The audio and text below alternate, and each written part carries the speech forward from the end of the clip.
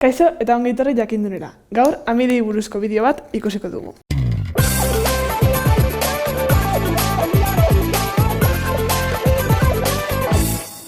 Amidak karbono azido karboxilikoen derivatuak dira.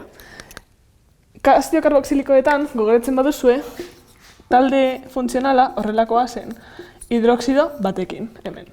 Amidetan hidroxido hau NH2 baten ordez aldatzen da.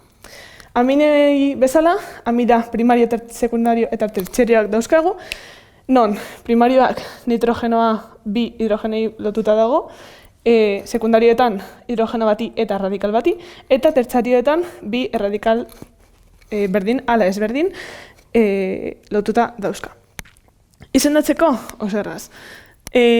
Gure amida talde nagusia bada, amida txizkia ipintzen dugu kate nagusiaren ostean, eta listo.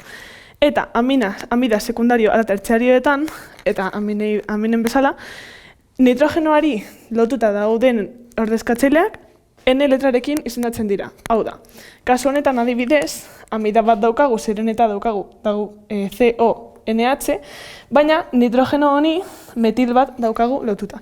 Orduan, hau adierazteko izango da N metil, eta orain, kate nagusia izendatzen dugu.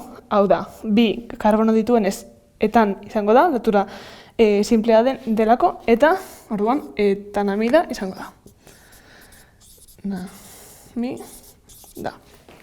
Nitrogenoa ez baduka ordezkatzailerik, bakarrik kate nagusia izendatzen dugu, eta amida txizkia ipintzen dugu. Kasu honetan, kate nagusia bakarrik karbono bat daukanez, metan amida izango da.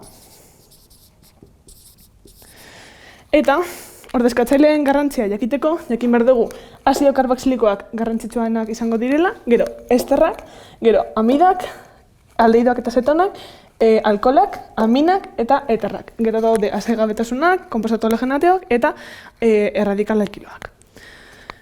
Hau izan da dena, eskerrik asko ikusteagatik eta gogoratu sare sozialetan eta webgunean Jakindun.